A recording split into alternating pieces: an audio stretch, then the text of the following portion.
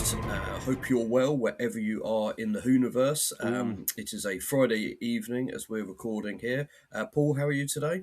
Yeah, I'm very good. Thank you, Jeff. Yes, you're looking rather bouffant and somewhat glowy because of your glowing microphone in front of your face. I am, yes. And I've been out in the rain most of today, and it's played havoc with my hair. No. I'll be honest. Listen, ladies and gentlemen, when Jeff jumped on, before we started recording, he's like, oh, look at my hair. And he's doing stuff to make it look different. But do you know what, mate? It hasn't really done anything. It's so thick that... this is why I wear a hat. It doesn't... It doesn't behave, really. I just can't control it. No amount of product will save it. So we're back this week to continue looking at Resurrection of the Daleks, part DOS, which is U2 for 2.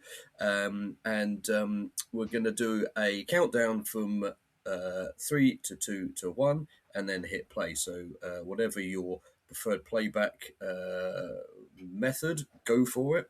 And we've also got a special guest joining us tonight who will be very shortly introduced. So, Paul, are you queued up on your iPlayer? I am queued up on my iPlayer. Yes, I am watching this on iPlayer, so well done. That sounds like you ready to start. Yes, I'm not watching on a DVD or anything. Although I could. Do you know what I found? Actually, I'll just show you this just before we did, right? Just before we kick off, right? I did find my copy of the special edition of Resurrection of the Daleks, right? Which came in this case. See this little slip case here? Yeah. Right? But when I was looking for this, I found that there's a DVD already inside it. So I popped it out to have a look at what could this DVD be. Yeah. And it is actually also Resurrection of the Daleks. So I have 2 copies of Resurrection of the Daleks, but one of them is the original first edition of it, and the other one is a special edition. And when the Blu-ray arrives, which it will do imminently, I'm sure, I'll have 3 different copies of Resurrection of the Daleks. Please don't tell my wife. She kicks off if I've got multiple copies of anything. I've just been through my bookshelves and removed a whole bunch of stuff. So... That's just my thing. I just will literally buy copies of stuff and then forget that I've even got them. This is terrible. Yeah, it's not the first time you've had more than one of a thing, is it? I know. Yeah, exactly. I'm just a harder, Jeff. I'm just a harder, hard everything. Yeah. Oh well. Right. Okay. All right. Here we go. 3, 2, 1. Ooh. Oh, look. There's picture in picture. Don't take it down, YouTube. Look at Peter Nevison's little face there. It's brilliant, isn't it? If you're only listening, by the way, over on YouTubby, you can see our ugly mugs, and we have also got a little picture-in-picture of the title sequence, just so you know roughly where we are. And you can guess, so you can see where we're up to. Because I struggle with finding the button. But yeah, you don't know how to play it.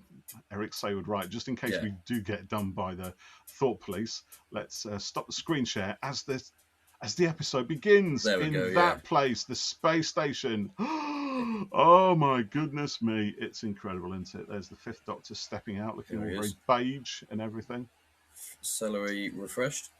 So, whilst we let that play, we're going to introduce our special guest. Have you got your special guest to hand, Paul? My special guest. She's right here behind me. She's right here with her friend Brian. Who's not looking too good, to be honest. No, he's a bit splattered there, isn't he? Yeah. So, hello, it's Tegan. There's Tegan. So we're a bit late to the party, but thanks to our friend Al and Character Options, we've got a copy of the newly released Tegan figure. Tegan. Which we're very grateful for, so thank you. So, Paul, you've opened yours up already, so I'm going to... I have, because I could not wait to get Tegan out of her box, frankly, and Brian the Destroyed Dalek. So, yeah, she's really good, actually. I mean, she's quite animated, isn't she? She's got, like, bendy arms. So she's got a thing going on. They're posable. Yeah. Posable. There you go. I didn't realise there was a difference. Yeah, they bend into different poses because of their many joints. Yes. But before we go into that, look what the inner box imagery is. I did notice that. Just as we're seeing on screen. So I must say that I wonder Al was going to join us tonight, but he couldn't in the end, unfortunately. But I wonder whether that's a still from the episode or a special render that they've had done. It's probably AI, Jeff. Yeah, in fact, I'll text him in a minute and I'll ask him. There you go. Text Aldu on a Friday night because he's out doing stuff. He can't be with us. Are you doing AI? So let me get Tegan out. So this is quite excitingly the first... look at that! Actually, in the warehouse with those strange canisters, they are also included in the Destroyed Dalek and Tegan they set. are. Look, yes, I have one right here. Where's my camera? There you go. Yeah, amazing. There's also a gun as well. Yes. So if you've got a Fifth Doctor, you can recreate that brilliant scene where he literally points this right at Davros's face. So this Tegan figure, quite excitingly, is the first Tegan that's been done. Did you know amazing. That? Yeah. That's amazing, isn't it? After all these years. Yeah, after all these years, I think, and in fact, there she is on screen in the exact outfit that she's wearing here. Outfit. Yeah. Do you know, I used to have a picture on my wall when I was a kid of Tegan in this outfit. It was just a cutout from Doctor Who magazine. They did a page poster. I had many posters from Doctor Who, and Tegan was there wearing that top thing. Really? I remember thinking, well, it's about time they got her out of that air hostess. Uniform thing from series 19, season 19. This top is still very 80s, isn't it? And I love that it's 80s. Been nicely recreated for the figure. And I think I might have seen some conversation somewhere. They had to get the rights to use it or something. Oh, they probably did. Yeah, I wouldn't be surprised actually. Someone would have obviously created it, but. It's funny, just looking at it now, and you talking about the air hostess thing. It reminds me a bit of like carpet or seat covers that you would get on like trains or airports or something. And seat covers on trains or airports. You rendered down Tegan's stylish. No, I've got a point because it's very 80s looking, and I've been to Portland Airport in Oregon quite a few times over the years, and there's quite a famous carpet design that they used to have there, and you can get it on T-shirts and stuff, and it's very 80s with like squares and dots and random lines and stuff on it. A bit more detailed than this, but that's sort of what it reminded me of a little bit. Gotcha. But yes, anyway, like you were saying, this. Very poseable, as they always are, and particularly in the new Vortex range. And I quite like the print because I don't think we'd have had something quite like that, previously. And it's a really good likeness on her as well. It is actually, yeah. She looks very much like Janet Fielding as Tegan.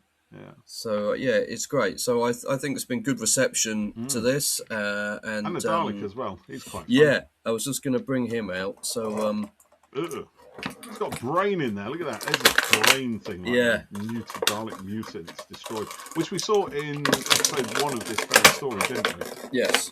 That vicious rattling is just struggling with the plastic in the packet.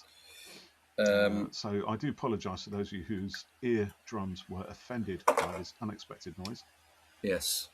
I love the way in this story that Stein is suddenly like very composed and very deadly. Like his whole body changes. There you go. Look at that. Yeah. There it is. Very good. So it's not a brain, is it? It's just a Dalek. It's just a Dalek. Dead Dalek. Dead. But I like the detail here. It's quite gross. I wonder if that was sort of screen accurate or if it's been slightly embellished for the. I think it probably has been slightly embellished. Because I don't think we see it from that. No, I don't remember kind of like that. I believe fizzing away inside the space station. Yeah, as the Daleks invade. I got to be honest. This is a pretty cool. I really like this as a Dalek good, variant. It's really good. Yeah. So I'm quite impressed by that one. It's a good figure set. Yeah, it is really good. Yeah, and we just need Rula Lenska now with a hairband. Yeah. Perhaps we'll ask Al if he can get rid of that. And there's the. Can I pop out my gun there? There's the gun. Yeah, Steve's holding the gun. So does Tegan pick it up at some point as well? Well, we'll find out. I can't remember if she does actually. don't think she does, but it's, as I said last time, it's been a while since I watched this story. So But nonetheless, if she doesn't, you can recreate a scene with her pointing the gun right at you, buddy, just like that. Amazing. She's got a gripping hand for it. Which one is that? Is that the left or the right? Her right one. Oh, I'll put it on the left one. How have you managed to get it on there with difficulty? Yeah, look at that. I've got it the wrong way around now. It's amazing to play with these little figures for hours on end. Yeah. Well, you're building up quite a collection behind you, aren't you? It's not really visible on camera. No, it's not on this shot, but I will take a picture of it at some point and show the ladies and gentlemen. Yeah, it's quite something. I've only got limited space on my shelves because they're all allocated to books, as you can probably see, because that is my number one love. Actually, that's quite a good angle, isn't it? That's cool. Yeah. Don't mess with me, Dalek. I'll have you for toast and breakfast. Sorry, apologies to our Antipodean friends out there. That was awful. I won't do that again. Probably. So I was hoping that at some point we might be able to get Janet on the podcast, but out of all of the cast and crew from the show, she has proven to be the most elusive, genuinely. Well, look how long it took Big Finish to get her into back into the fold. Was it a long time there as well? Yeah, it was ages. Yeah, I think for a long time, I could be mistaken, but so do please feel free to correct me. But I think for a long time, Janet Fielding wanted nothing much to do with Doctor Who. Following this, I think she just wanted to put it all behind her, move on. I think she had to be persuaded to attend some conventions, but then bizarrely she was she became an agent for actors and and she was Paul McGann's agent and kind of. And I think Paul McGann was approached independently anyway to audition as the Doctor. Again, I could be wrong, but I'm pretty sure also that Janet, as his agent, told him not to do it because it would kind of take over his life if he got it as a Doctor, which kind of has done in a way. I mean, certainly in the Doctor Who world. I mean, Paul McGann as the Eighth Doctor that's who he is. He's done other stuff and he's been brilliant in it. But he's always the Eighth Doctor now. That's it. And thankfully, I think he loves it. And thankfully, also Janet did return, has returned to the fold. And of course, we saw her again in Power of the Doctor, which was just amazing. That was brilliant. Yeah, so she's obviously sort of come back round to it a bit. But I haven't been able to find any social presence for any agent contact details. She did run a charity for a while called Motormouth. Motormouth, Mouth on Legs. That was the character's sort of nickname, wasn't Mouth it? on Legs. Yeah. But I didn't get any sort of joy in contact in there. But I tell you who is even more elusive is Sarah Sutton. Absolutely nothing for her. But she doesn't act. I mean, she does the odd bit of Big Finish, doesn't she? But it's really minimal. So I'd love to have a chat with Sarah Sutton. Yeah, she I kind of feel like Janet Fielding would literally rip into us, and we wouldn't stand a chance. But I think Sarah Sutton might be a little bit nicer. Yeah, but nonetheless, Janet Fielding ripping into us might well make for an entertaining podcast. Yeah. If anyone's listening and can, if you want to hear that, and if you know Janet, get her in touch. And we'll have her come on. Yeah, I'm just looking at the figure as it stands here, and I love this kind of sort of. Let me get in a bit closer, slightly overexposed. Sorry, this sort of smirky smile, and I was just put with a massive gun, and it's just, the look on the face is brilliant. Like, you're buggered. You're screwed, mate. Yeah. So I think it's really great that in this far down in the Doctor Who line, new figures are being made like this. Like, I know that the body is probably using different previously done parts and stuff, but obviously the head sculpt is new, and the fact that there was not been a Tegan before, and now we've got one. It's it's brilliant. That I like that. With a Tegan. A Tegan, yeah.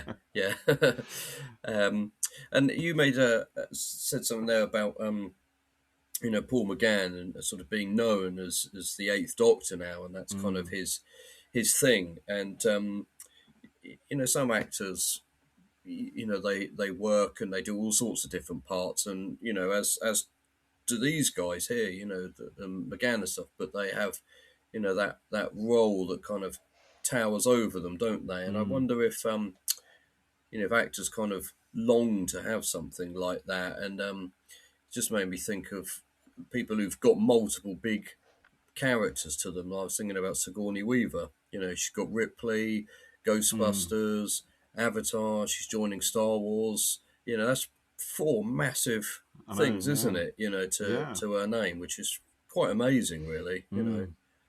I mean, for me, she'll always be Ripley, to be honest. Yeah. She's, I mean, synonymous with that role. I think that was the role that really launched her career into. Well, that wasn't Alien her first film.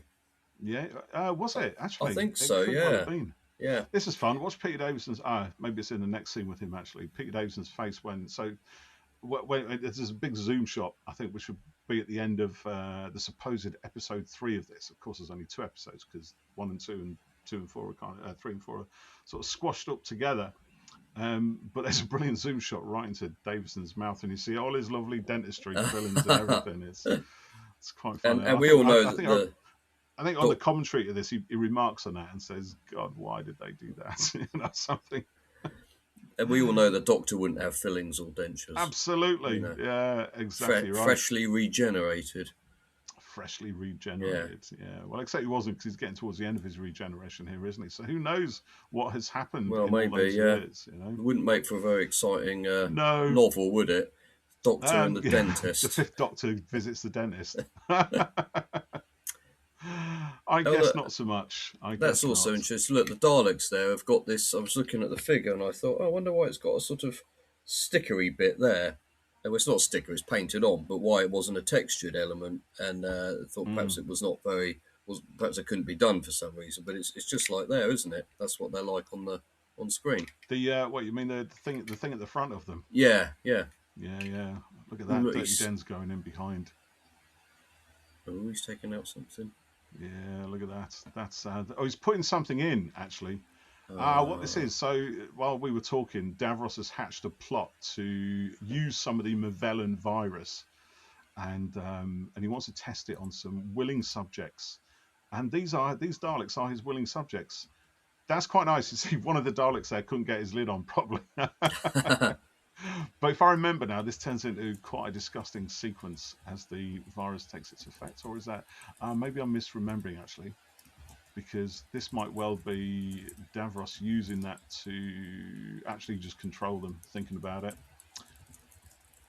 There we go, there's Tegan. So Tegan's a lot more active in this episode, isn't she, than she was in episode 1. Which is quite fun. She spent most of last episode laid up in bed. Exactly, yeah, given that it was, that this is her final story. To spend like half of it laid up is just seems a bit wrong somehow, isn't it? And again, I don't know if this was...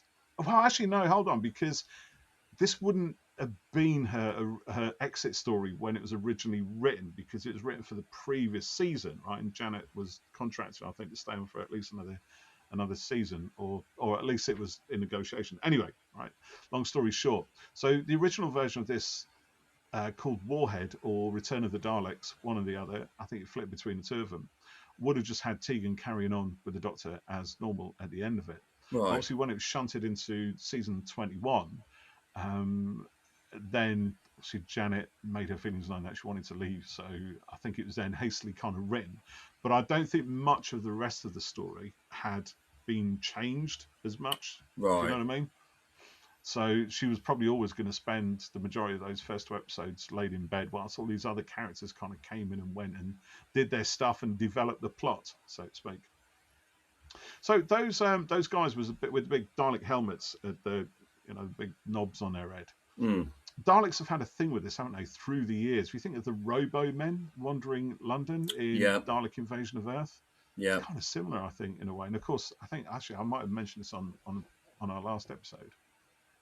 But in the modern series, in the Stephen Moffat episodes, where the Dalek eye stalk just unfolds out of people's foreheads, which is just freakily weird and bizarre.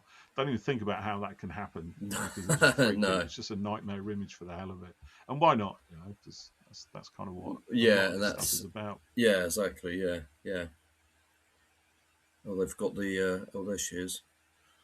I wonder whereabouts in In London, that is. You know where it is. No, but it's like near where we... exactly where? Like what street that yeah. is? I don't think it exists as such anymore. I think a lot Really? of that was... I mean, well, a lot of it's been redeveloped, but during the redevelopment, there was a lot of restructuring and knocking down of older buildings as well. So a lot of those buildings at the time were just completely unusable. You know, they were Yeah. absolutely cream crackered for years.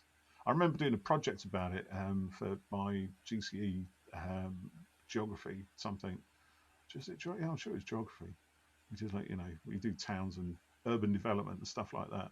Yeah. It was just before it all got redeveloped or started being redeveloped towards the end of the 80s. Because obviously now you go there and you got old Canary Wharf, the Isle of Dogs, and you know all of that stuff going on out there. But there was none of that there then. It was just a run-down old Docklands area. Yeah, when we Looked were like the there, end it of the was world. sort of quite decent, wasn't it? You know, not bad. What's that? What do you Oh, say? it was quite decent. You know, looked all right. I thought. You know. Yeah. I'm sorry. I'm just playing with Tegan here, I trying think to that's for a different podcast, mate. get her to hold the weapon. She's got to hold her gun. Oh, Hold poor her Chloe gun. Ashcroft. I mean, this is no way to treat a kids' TV presenter, is it? No. She won't get far. Ah! Scream.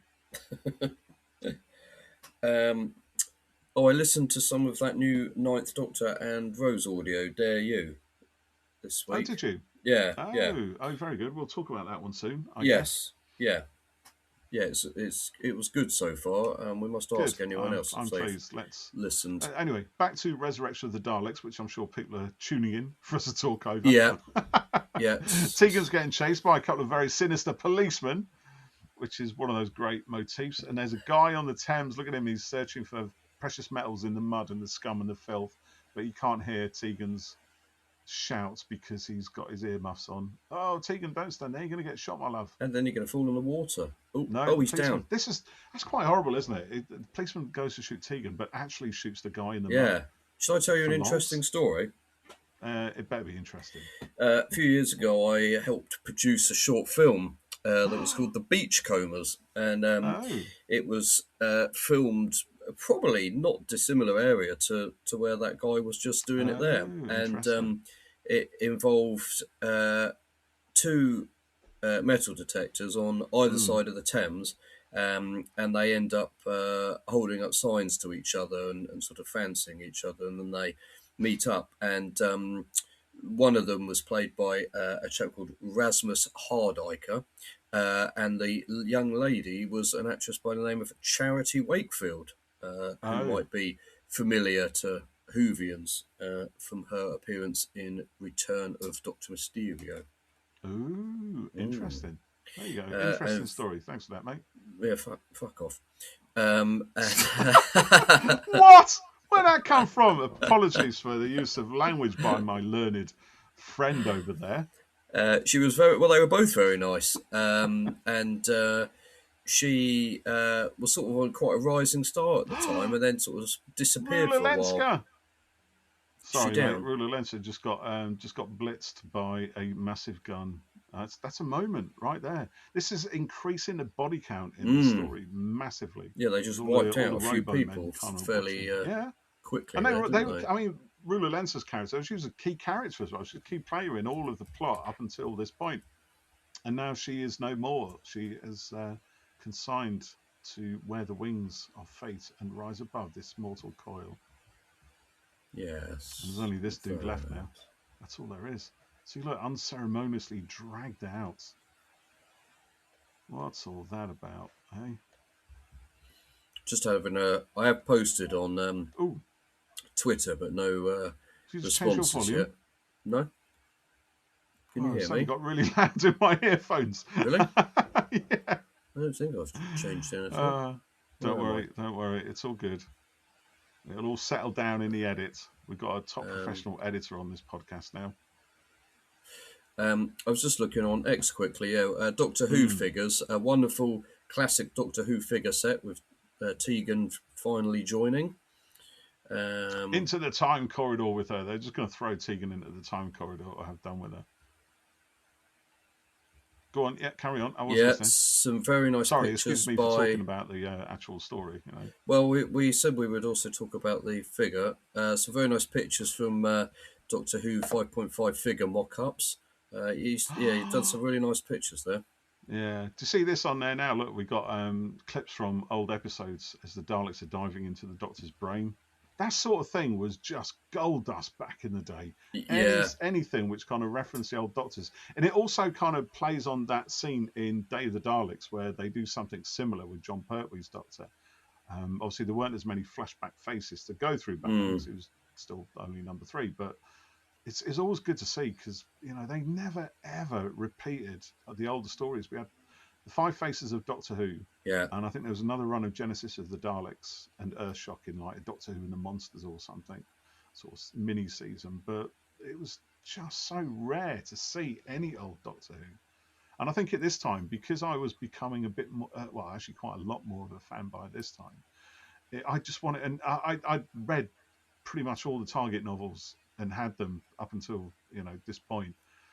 And I just wanted to see what those actual stories look like on TV rather than just in my head. And you know what I mean? So I just wanted to see as much old Doctor Who as possible. So those little flashbacks, those little snippets were just wonderful to see. Yeah, I'm just looking, the figure top is slightly different, but it's sort of, you know, essentially the same. There's probably a reason. It's very similar, actually. It really is. You know, that bit coming off the left shoulder, the shoulder, sort of there you go. an L is very similar. Yeah. Yeah. What was I going to say? Yeah, it's funny to think, isn't it? But you know, back then, you know, you wouldn't have had access to the show, you know, in the way we do now. No. You know, I think there might have been. I'll have to check the dates on this, but I think there was a VHS of Revenge of the Cybermen, that infamous of the infamous cover, which had the wrong Doctor Who logo and everything. The wrong Cybermen. They had the Cybermen from Earthshock, I think, and obviously that's not what the Cybermen looked like in Revenge. So, but that cost like 50 quid, I think. It was ridiculous, and 50 quid back in the 80s. That's a huge. Well, yeah, that was like 5 years of salary. That was 5 years of working down mines to get that much. I remember. It was ridiculous. VHS used to cost a lot. They weren't they? They were crazy money. So it wasn't until the price really came down on those, and you picked them up for about a tenner, 10, 12 quid, that I started buying VHS Doctor Who's, and I think that would have been right at the end of the 80s. It was like 88 or 89, and I think there was things like the Time Warrior, Robots of Death, the Daleks as well. The original Dalek William Hartnell series was one of those. And they had new covers, more artwork, and the episodes were actually, because in the early VHSs as well, they squashed all the episodes together into like a massive omnibus edition, but still edited chunks out of it. I think Brain and Morbius went on for like an hour and 20 minutes as a continuous piece, but it was all one thing. So you had to, imagine where the episode endings were, or research them and do whatever. But then they re-released them towards the end of the 80s, a lot cheaper. And with the kind of full episodes restored, I say restored, some restored a bit loosely, a bit more loosely than others. So, but essentially, it was the closest we had to old Doctor Who episodes then, and that was when we could actually start watching them. And then, of course, the UK Gold came along in the 90s and started replaying all of them. But they didn't show the Dalek episodes. UK Gold, not for a little while anyway, because I think they were still negotiating rights with Terry Nation's estate. Right. And they were quite resistant. They held out. So when UK Gold started running Doctor Who, it was like an Unearthly Child and Tribegun, whatever it's called, and then it went straight to Edge of Destruction and all the others afterwards, apart from the missing ones, obviously. Anyway, obviously, yeah. I was funny enough. So I ran my podcast workshop this week. Do you know what? Sorry if you've tuned in to hear us, or more so, Paul, dishing out gems about this episode. We're just talking about other stuff now. Best. Well, look, like I said the last time, there's not an enormous amount of new stuff. So, we're going to talk about other stuff from time to time. Geoff lays down the law, ladies and gentlemen, right there. Did you see the suggestion about, we tweeted, what else should we talk about? And someone, Michael Moslin, said we should rename the podcast Avatar Corner to Corner. No, that's not going to happen. And I think we should do that, indeed. Never going to happen. Not on my watch, mate. But I don't mind talking about Avatar, but you know what I'm going to say about it. I'll just be honest. Yeah, well, you're clueless. So I was doing my podcast workshop, and obviously the topic of Who came up as obviously that's the podcast I do. And one of the ladies who was there, she said that she could remember watching An Unearthly Child when it went out in the 60s. She said, it was cool. Back then, it was a really big thing, and people were really mad for the Daleks and stuff, weren't they? And she said it was scary. Was she around in the 60s? Yeah. Was that what she was saying? Well, because I think the whole Dalek Mania thing was massive, wasn't it? Daleks entered popular culture. They were always like as popular culture or popular as the Beatles. Beatles, Elvis, the Daleks. It's really, you read back about all that stuff, and there was sort of no, there was no sort of merch for it immediately, and then there was a rush, and then suddenly it just exploded. A bit like K-pop Demon Hunters, we sort of take it for granted how popular the Daleks are and things, but I think they really were pretty massive, then. But I told I've been around at that sort of time. Visit the 60s, but of course, if I was now, I'd be even older than I am now. Even older, yeah. I told the lady that you couldn't watch that episode anymore because it's been pulled because of a tantrum. Which one? Unearthly Child. Oh, Unearthly Child. No, not unless you've still got it on DVD, which I have, thankfully. So. Yes, I do, yeah. That's. I'm just gonna share this bit here. Now, this is. There we go. This is Peter Davison's Doctor pointing his gun at Davros' head. This sort of gun. Back to that. That's the one. Yeah. There you go. Look at him. This is Davros after he gets blasted. Yeah. And I love this exchange actually because Davros he's not really pleading for his life. He's just trying to convince the Doctor that he's actually a nice guy at heart. No, I'm good. I've learned my lesson. They're okay. I'm going to do some good stuff with the Daleks. So and I think the end of this scene, the Doctor's like, really? Okay then, and he puts his gun away, gives it up, and one thing and another. The universe is at war, Doctor. It's quite an interesting thing. One thing I always like about these stories is the continual face-off between the Doctor and Davros.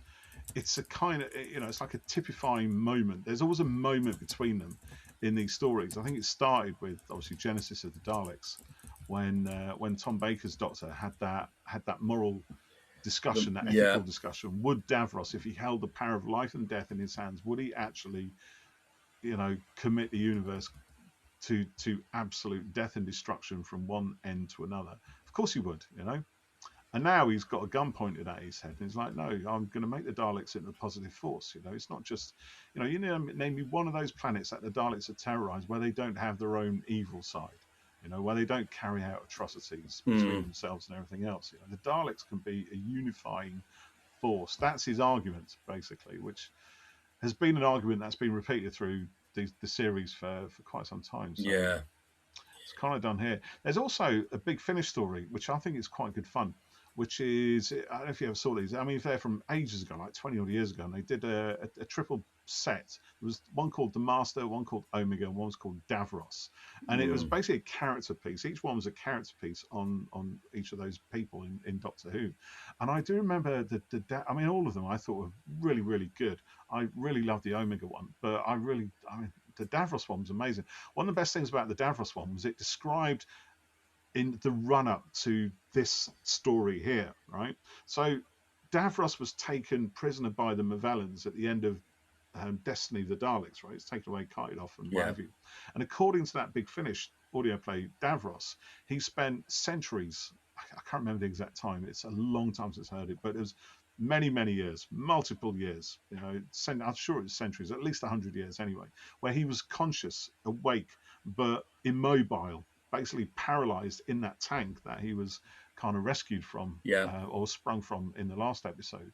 And he was aware of everything, and it's all going around his head. And he sees people come in and go in and whatever. He can't do anything. All he's got is in his head for hundreds of years, day after day after day, right? And he can't move anything. And the way that is written, the way Terry Malloy plays the words that are written is just, I mean, it's amazing. I'd never even thought about that until I listened to that. And I thought, Davros, if he wasn't insane before that point, he's absolutely going to be beyond it now. But it kind of explains the difference between Michael Wisher's ranting, sort of crazy Davros, to Terry Malloy's perhaps more calculated, considered, much more malicious and insidious portrayal of Davros, because he's had all this time to think about what he's going to do and play over what he sees events and people that have wronged him in the years. Yeah.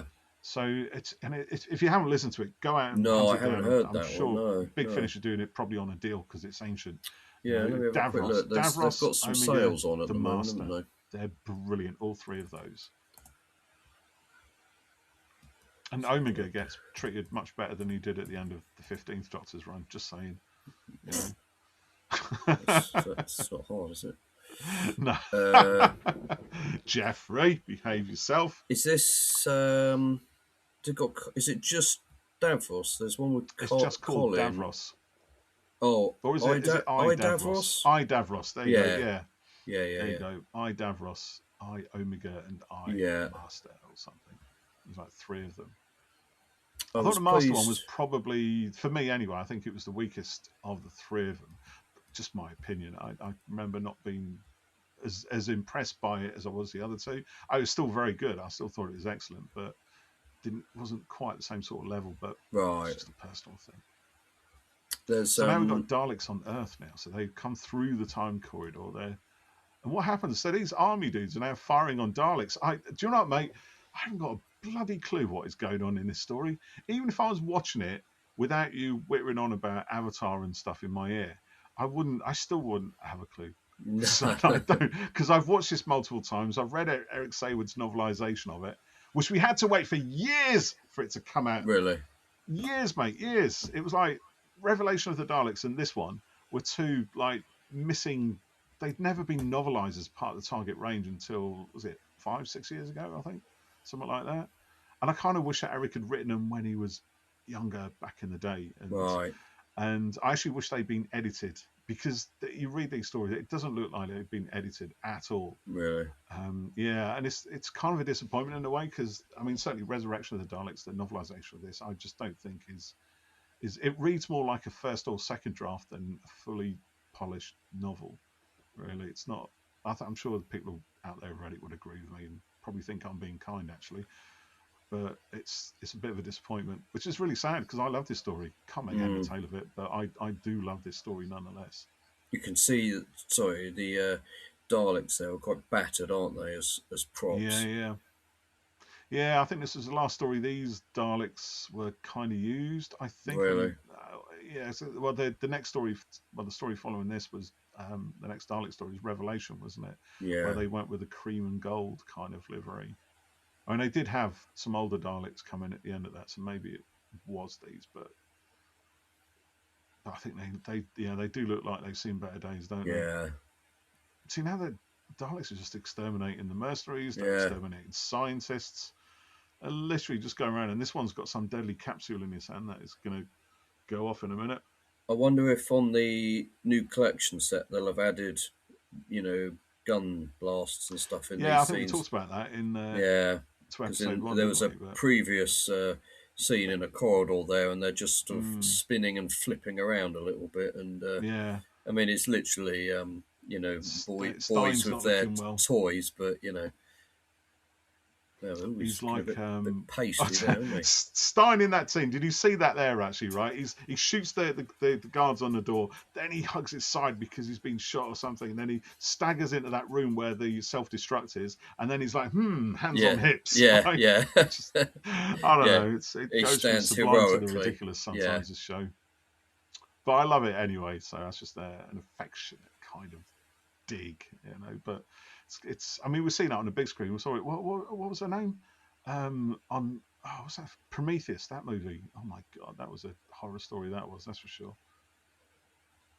And who's the lead in Prometheus? She's normally very good. It's just, huh?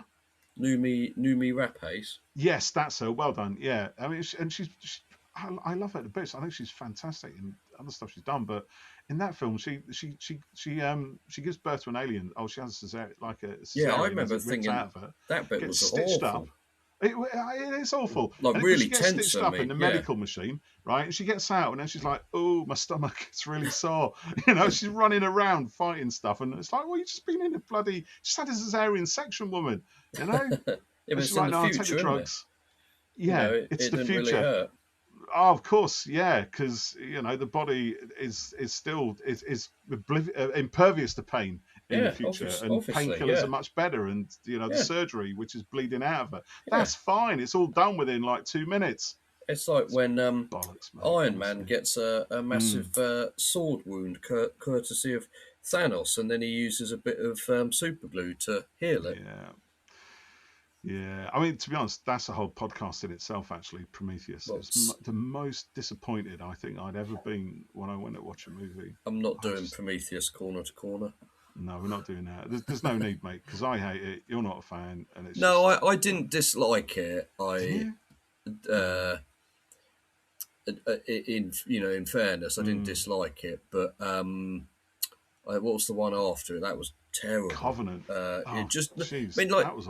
badly made or anything like that, but just like the production values are fantastic. They're but just pointless. And finding out that the alien is a genetically engineered thing from a robot, like just why? I really dislike the way Ridley Scott sort of has taken ownership of the Alien series, and it's quite interesting because I listened to the commentary. I was going to say I think he's really arrogant about it, and he's not as good as he thinks he is.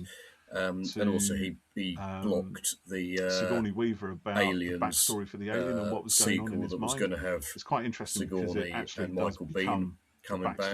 For Prometheus do you know about that? They were going to pretend Alien 3 and Resurrection never happened, and do a proper sequel, but then he blocked it because he wanted to make Prometheus or something, which was a mistake, I think. Paul appears to have frozen, dear listeners, and I'm talking to myself. So I'm going to wait to see. Oh, look, that Dalek is leaking whipped cream, which is quite exciting. I wonder if Al's listened to this. Maybe you could do a Dalek playset where they leak whipped cream or something. Good Lord, what happens when I'm left to my own my own devices on the podcast? I can't stop talking because we've got this episode commentary that we're doing. So let's hope that Paul returns shortly. But whilst he's off air, perhaps I can talk Avatar. I did recently guest on James Cameron 101, which is a podcast that talks about all sorts of James Cameron stuff, and has had guests associated with the films, various films. And I went on with host Eddie to talk about Avatar Fire and Ash. So if you go to your podcast provider, search for James Cameron 101, I'll put a link to the podcast in this episode of our podcast, if I remember. It was great fun talking about it, and I really enjoyed it. And I know that Paul takes the mick out of me, and you're probably bored of hearing me talk about it, but I'm afraid I do love it massively, and I am continually blown away by how good it all is. So Paul is nowhere to be seen, so I'm just going to text him and say, "Where are you?" Davros is having a bit of a rant. He's steaming, and the Daleks have got whipped cream all over them. Oh dear, what an image. I'm going to text Al Dewar and say, can we get Daleks that you can, like, do you remember when you were a kid, you'd get, like, slime, toy slime.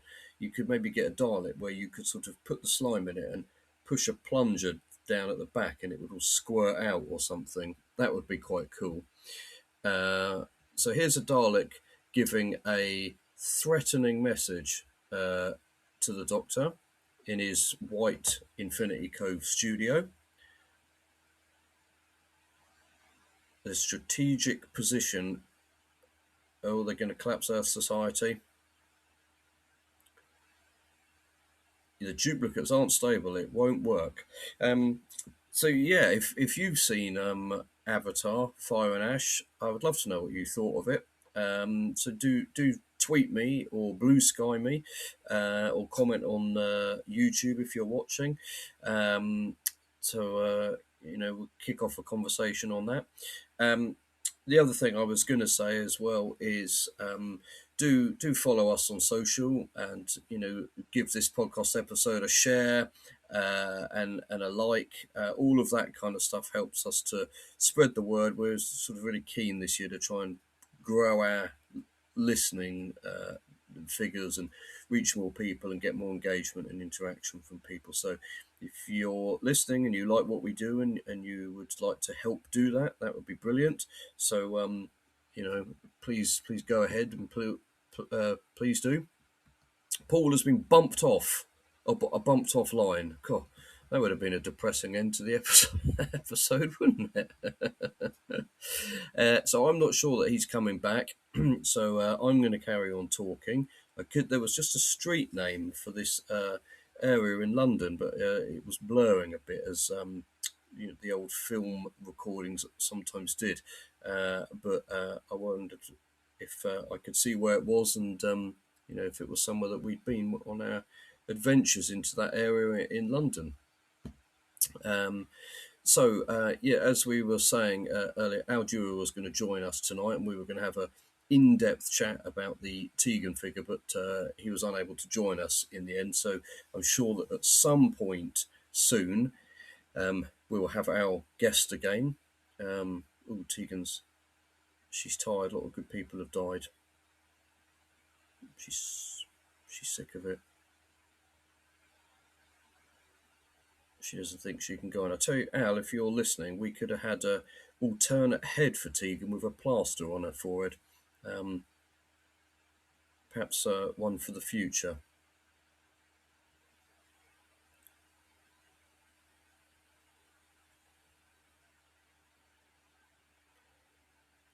It's quite a moving scene, isn't it, to see her say goodbye like that? But she's going to stay there.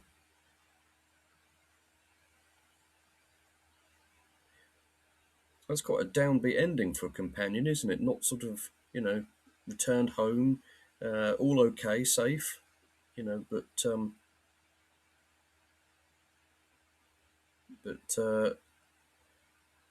running off like that, that's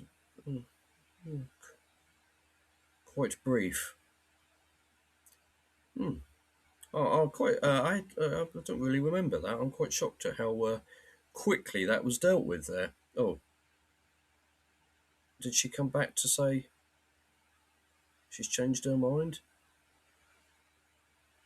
Oh dear.